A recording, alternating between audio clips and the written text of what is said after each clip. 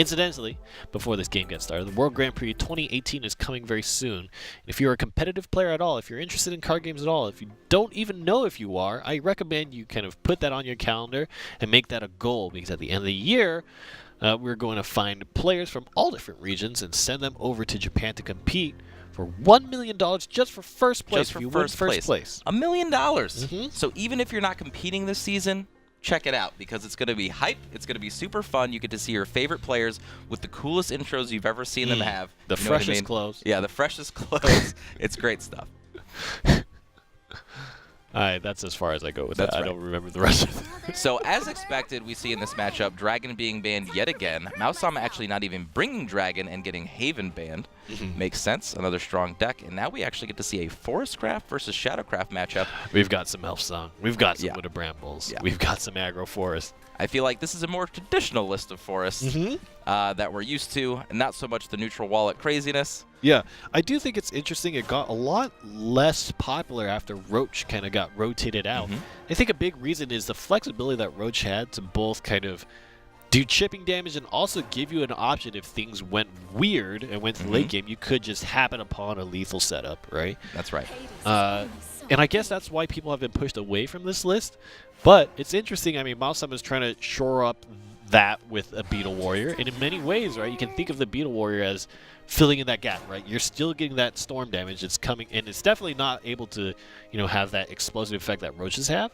But we do see a lot of times where Roaches just come in on turns 4, 5, 6 to get 2, 3 points of damage. Massive damage hits, absolutely. So now what Aggro Forest has done, I actually wrote an article about a list very similar to this with the new Grove card that Forestcraft has access to. Just play all the fairy generation you can. Essentially, you're never running out of cards. Of course, those cards can just be left over as fairies, but what card utilizes that the best? Fairy Driver can push all of that extra advantage that you were drawing over time home. So I think it's really cool. I think that it should be back in the meta. You know what I mean? It's got all of the right tools to do so. Leaf Man is another nice option. Leaf Man, by the way. Yeah. What a card.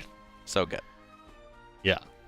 And I think you're right. I do think that that's a lot of the story for Forestcraft right now. I mean, a lot of people have gone to the White Wolf lists and kind of not really investigated the aggro variations. Well, I think it's because in competitive play it makes sense to me because the normal, I'd say King Elephant White Wolf combo deck is really good against Burn Runecraft, and Burn Runecraft was the most highly contested deck over the last couple of weeks. However, if that shifts to Daria, I don't know if that version of Forest can actually compete anymore because it doesn't have those huge board wipes. Cassiopeia staring down, 13 to 15 or plus, something like that defense on your opponent's side of the board. She just cries. she can't do enough. That's what you need, Loki, my friend. Yeah, Loki Cassiopeia, the new dreaded combo. Being the great player I am, I actually lost a game because I didn't play Loki Cassie. I wasn't thinking. Well, that's okay. As per normal. That's okay. But those are the types of mistakes that you never make again. The situation probably never comes up again. You'd be surprised how many times I've made similar mistakes. I can tell you all these stories about playing Portalcraft and me making those mistakes. So missed the turn to play the Elf Song, actually. He did not. And that's interesting, right? Because you could play the Amulet to get you that second card to get the board buff. But Elf Song is infinitely more powerful if you have a bunch of followers on board as opposed to some amulets. Absolutely. And unfortunately, I wouldn't say unfortunately, so chose not to clear board from Gomms because of the Prince Catacomb. Yeah. You are an aggro deck, you have to get damage in. Yes. So you almost have to ignore this. The Wood of Brambles still protects your board on the following turn, so I feel like this is a really good play. Yeah. This also can set up possibly for a double Elf Song turn if Maosama can draw something else to utilize. Yeah. Let's see. It's going to be tough in terms of play points. That's true. But that's true. Even 1-2, you can't double up. There's no zero costs. Interesting. He's going to keep his Necro Assassin. For some reason in the back of my mind, these fairies, these 1/1s, like so dangerous to me that I wouldn't have even considered going for that removal, especially because that avoids the whole swinging into the clash effect, which would devastate your board. That's right. Probably just feels the need to secure some defense here just because he knows he's playing against an aggro deck here and needs to limit as much damage as he possibly can. Ooh, interesting. Huge turn here. Yeah. It won't be long Going to go ahead and pop the evolution there. That's going to provide rush and the protection here for the fairy. And again, this effect, we've seen it a little bit before actually in the Pack-a-Palooza yesterday. Ty's very kind of smartly utilizing the Elf Smith. And it gives you just such good board trade when you're playing these token-type decks. And as Ty said, the board is everything, right? That's right. The board is everything. If you can keep the board in your favor while continuing a push of damage, you're probably favored. And look at the stat line on the other side, right? You just got everything at 2 defense or higher. But Odile. This is one of those perfect times where Odile doesn't even have to trade into anything, clears board. That is a devastating play. Yeah, and of course, Gomms is knowing that the board is going to be wiped. Is just going to go through and face, plus the 2 tagged onto the end. That's a big swing. That was a very, very deadly ballerina dance that she just dealt right there. Yeah. That was rough. The true dance of death, so to speak. Yeah.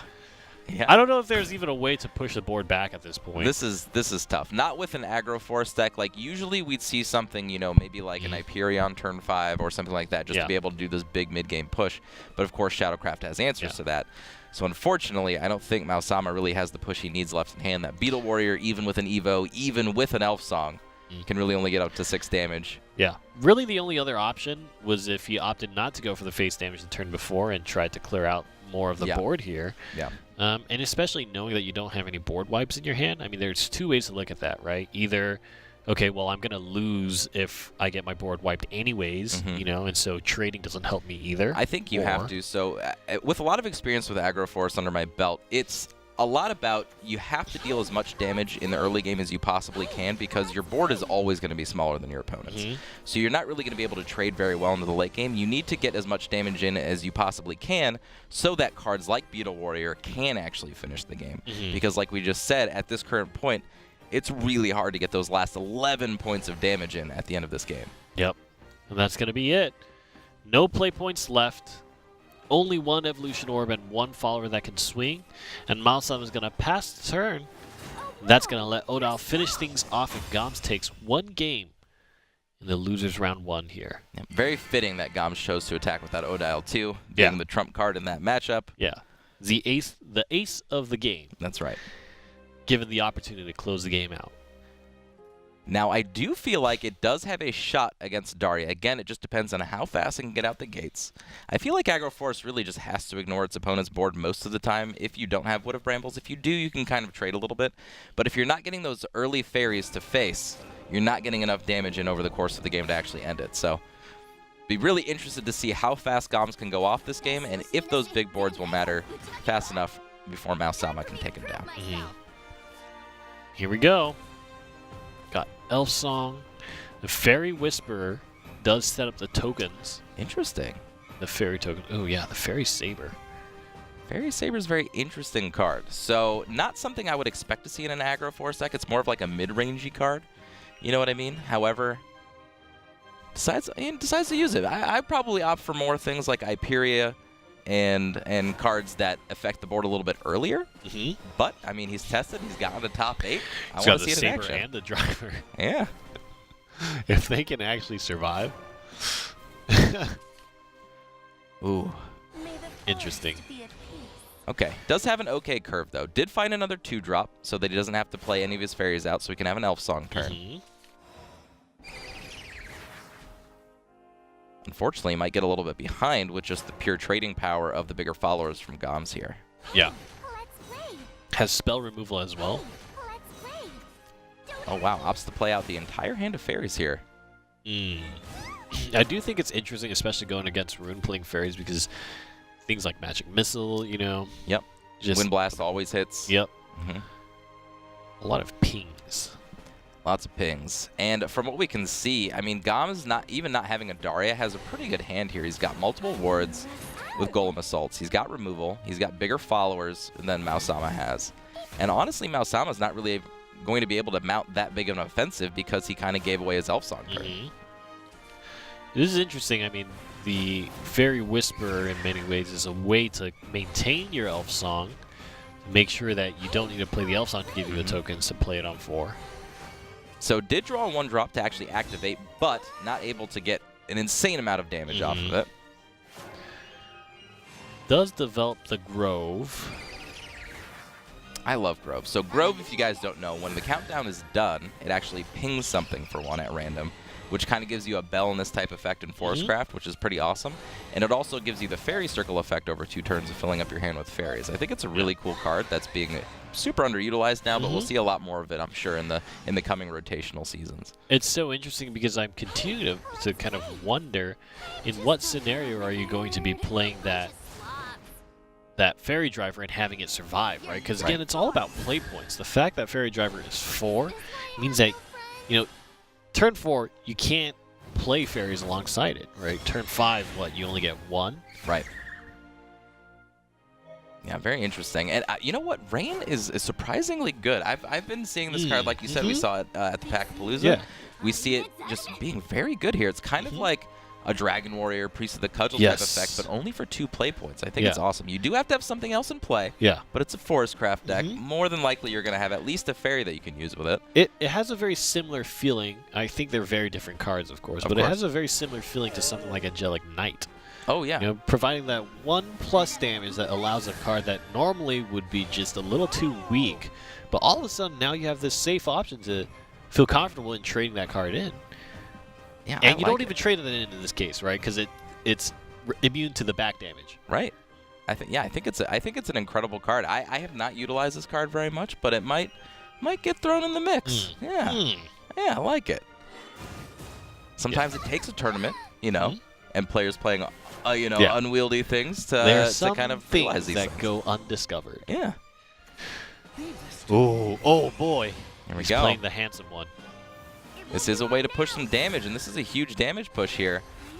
Yeah, on the next turn, he's got Fairy Driver with 3 fairies.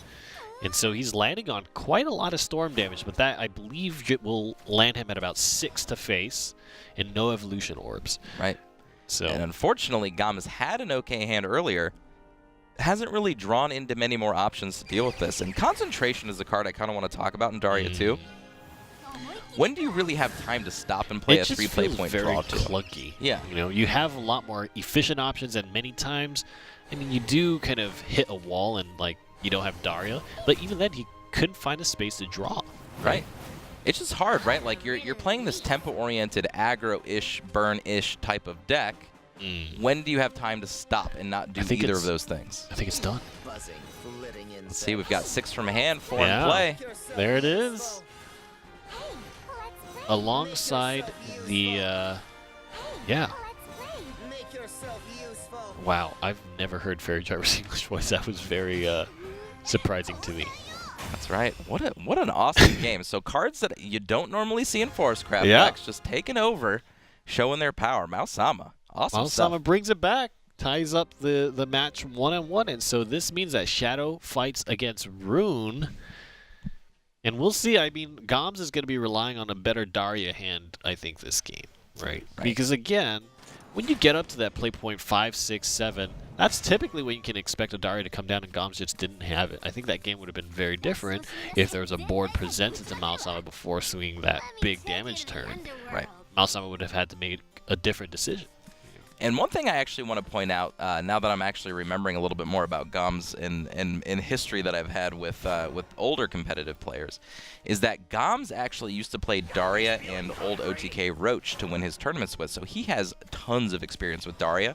So if you guys are looking for a new Daria deck to play, maybe he is a deck list that you might want to try out. Now, we might not think the concentrations are very good. However, without Fate's Hand accessible anymore for Daria, maybe you just need that to get some extra push in the mid game. He would know better than I. Yes. So definitely a player to watch out for as far as Daria is concerned. Yeah. Fate's Hand was a very interesting card, I think, just because of its spell boost, right? I miss it so much. Fate's Hand is probably the one card that made me love playing Runecraft all the time, and you could kind of fit it into any deck that you wanted to just to give you that mid game push. But now it's gone, and it hurts. It's gone. Don't dwell on the past, Exo. I'm sorry, man. It's a tough one. That's a tough one. It's Fate's Hand is a tough one. There are people you can talk to. The day after rotation hit, I was looking through all my spell boost cards, and I was just like, there's something missing here. I don't know. I can't put my... Oh, Oh, no. Fade's hand's gone. Oh, no. Oh, no. Oh, no. Oh, no. And now we're just seeing it clog so many concentrations in the hand of Gomms here. Yeah, this is very appropriate to the topic. Yeah. You can't really play the concentration because then you lock yourself out of any other turn. Right. And Fate's hand used to be that thing that you could kind of sequentially play easier over time. The first one might cost a lot, but then the second, third, they all get reduced. Now with the concentration sticking at 3, it's just a lot tougher to use. Interesting. Interesting. Decided to go half and half. Not a full commitment to face damage. Not a full commitment to board clear. That's right. However, Maosama also playing some Kawi here. I like it. I like Kawi. It many times, your opponent needs to have a very specific board state to lock you out of a Kawi play. At the very worst, it's a board clear, right? Because they have to jam everything into it if they don't want to allow you any of that heal. Best case scenario, it's really hard to deal with, and you gain a bunch back, and you deal with 2 huge followers. It's awesome. Yeah. Okay, and now we're back to the drawing board. You're again faced with 3 concentrations, and he goes for it. Ugh. Still no Daria. Still no Daria. However, we are getting to a time that I was talking about where you can do this tempo turn with Chimera and possibly a buffed up Golem Assault here, and you just kind of flood the board. However, that's going to take some time. Just like these concentrations take time, so does that play. And I don't know if he's going to have it here if Maosama keeps being super aggressive. Yeah.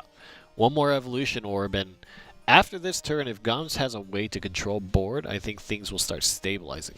The Kawi is still going to be very, very tough for him to go over, but I think a big portion of that is if you play the Kawi onto an empty board, then you have a lot of opportunity. You know, for example, if a Fiery Embrace happens to come, which I don't think Gomms is playing, but we did see a Fiery Embrace, right? You kind of give your opponent a free answer. Spell boosting as well. And I kind of want to talk about Kawi. Do you think with the alteration that happened to Thane, right? Like now that it costs 8 instead of 7, do you think Kawi's going to come back into the meta, even in just regular mid-range shadow decks? Just because of the cost efficiency. Yeah. I mean, I always think if you're expecting the games to go that way, I do think Kawi is one of those cards that just having an inclusion of it, especially if you have a Shadowcraft deck that carries a board as these Shadowcraft decks do, right?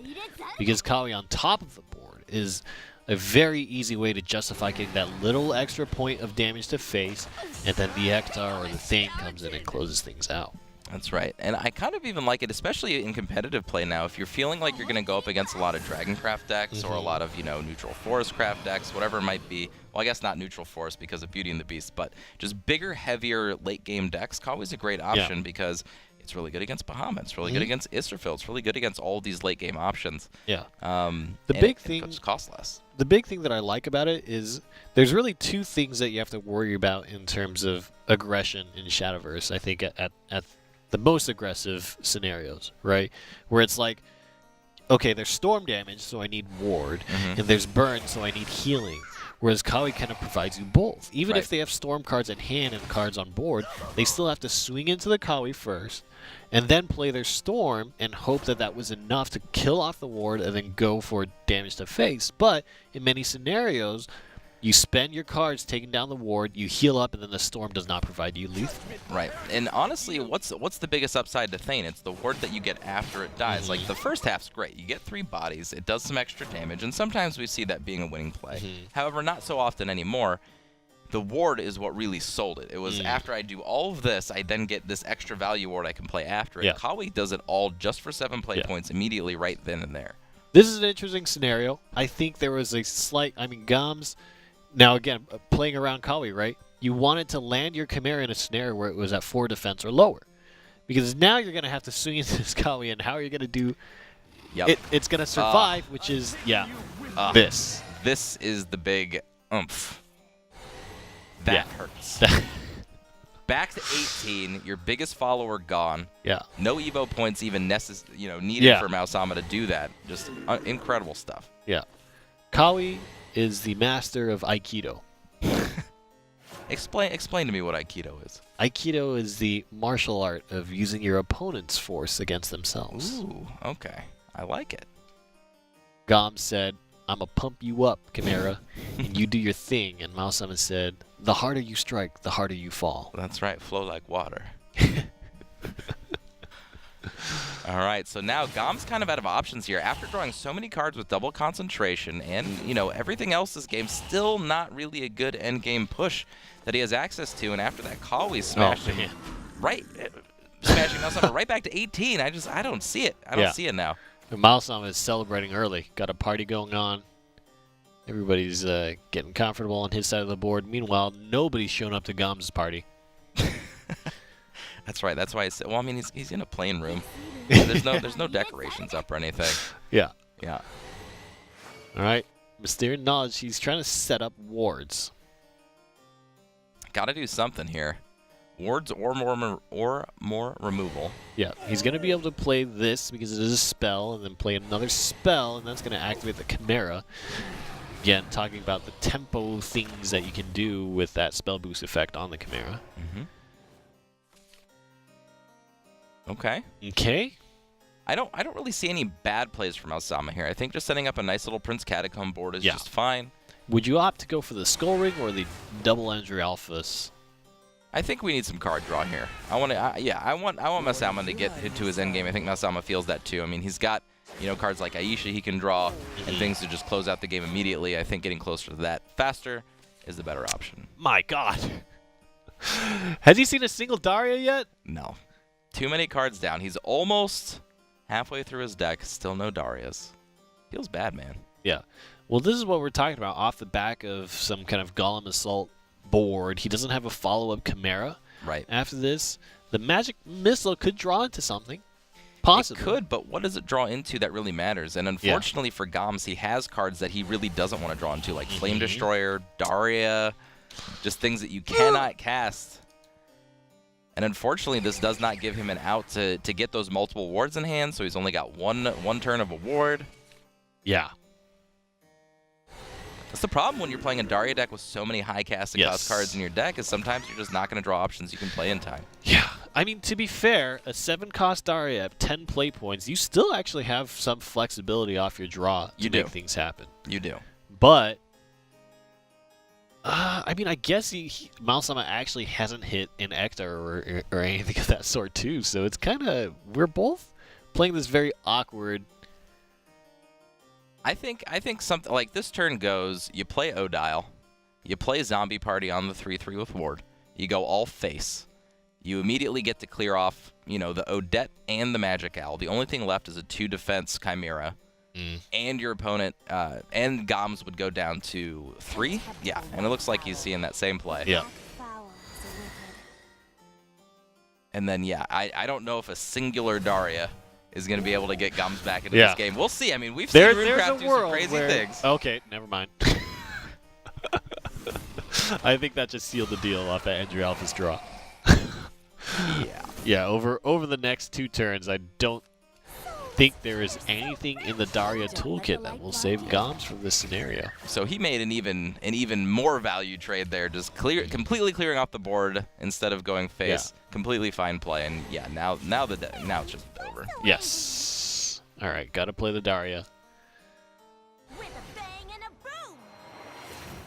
See what he gets. I don't think there's a way to put down wards. Nope. And those Oglers and those Conjure Golems. Oh, man. Not going to be good enough. And Maosama's there knock it is. Gomms out of the tournament. There it is. These new mutations of Shadowcraft. There's just so many different ways they're approaching this deck. And we didn't see an Ectar, right? We didn't. Yeah, we didn't Ectar see a didn't thing. even matter. You know what I mean? Like we saw Ectars in the winners bracket a little bit, but they were just okay. You know what I mean? Like they cleared board a little bit. They got some extra damage, and they're nowhere near as powerful as they used to be. But now it's just about